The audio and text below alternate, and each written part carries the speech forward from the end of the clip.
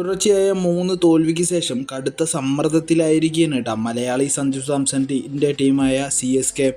ഈ തോൽവിയൊക്കെ അവസാനിപ്പിച്ച് വിജയപാതയിലേക്ക് വന്നില്ല എങ്കിൽ കഴിഞ്ഞ പ്രാവശ്യത്തെ പോലെ തന്നെ പോയിന്റ് ടേബിളിലെ അവസാനക്കാരായിട്ടായിരിക്കും CSKയുടെ ഈ സീസണിലെ എൻഡിങ് ആയിട്ട് വരാനായിട്ട് പോകുന്നത് കേട്ടോ.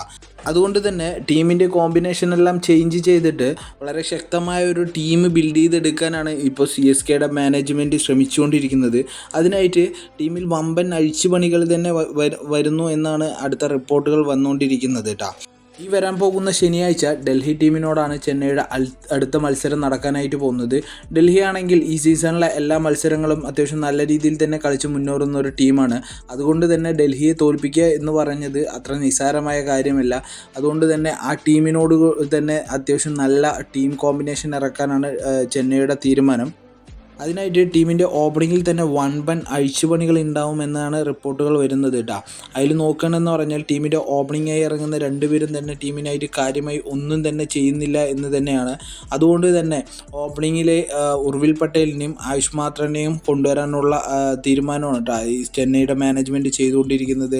അതുമാത്രമല്ല അവർ അത്യാവശ്യം നല്ല രീതിയിൽ കളിക്കുന്ന 2 ബാറ്റ്സ്മാൻമാരാണ്, അതും യുവതാരങ്ങളാണ്. അതിൽ നോക്കണമെന്ന് പറഞ്ഞു കഴിഞ്ഞാൽ വൺ ഡൗൺ ആയിട്ട് ഇറങ്ങുന്ന ആയുഷ് അത്യാവശ്യം നല്ല രീതിയിൽ തന്നെ ബാറ്റ് ചെയ്തുകൊണ്ടിരിക്കുന്നുണ്ട്. അദ്ദേഹം പല ഡൊമസ്റ്റിക് മാച്ചുകളിലും ഉർവിൽ പട്ടേൽ ആണെങ്കിൽ തന്നെ അല്ലെങ്കിൽ ആയുഷ് മാത്ര ആണെങ്കിൽ തന്നെ ഓപ്പണിങ്ങിൽ ബാറ്റ് ചെയ്യുന്ന ബാറ്റ്സ്മാൻമാരാണ്. അതുകൊണ്ട് തന്നെ അവരെ ആ ഒരു പൊസിഷനിൽ കൊണ്ടുവരാനാണ് CSK ടീമിൻ്റെ നടപടി കേട്ടോ.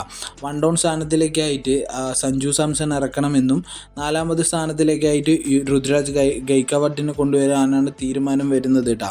അതോടുകൂടിയിട്ട് തന്നെ ടീമിൻ്റെ മിഡിൽ ഓർഡർ കുറച്ച് സ്ട്രോങ് ആവുമെന്നും അതേപോലെ തന്നെ 5ാമത് സ്ഥാനത്തിലേക്കായിട്ട് പരിക്ക് മോചനമായിട്ട് വന്നിരിക്കുന്ന ഡുവാൾഡ് ബ്രെവിസിനെ ടീമിലേക്ക് കൊണ്ടുവരാനും തീരുമാനമുണ്ട്. അതോടുകൂടിയിട്ട് തന്നെ 4ഉം 5ഉം പൊസിഷൻ അവിടെ കംഫർട്ടാകുകയും തുടർന്ന് അങ്ങോട്ട് 6ഉം 7ഉം പൊസിഷനിലേക്കായിട്ട് സർഫാസ് ഖാനും അതേപോലെ തന്നെ ഓൾറൗണ്ടറായ ശിവൻ ദുബൈയും ഇറങ്ങുകയും ചെയ്യും. പിന്നീട് അങ്ങോട്ട് ബൗളേഴ്സിൻ്റെ പൊസിഷൻ ആയതുകൊണ്ട് തന്നെ അത്യാവശ്യം ചേഞ്ചുകൾ വേണ്ട എന്നുള്ള നടപടികൾ തന്നെയാണ് കേട്ടോ CSK തീരുമാനിച്ചിരിക്കുന്നത്.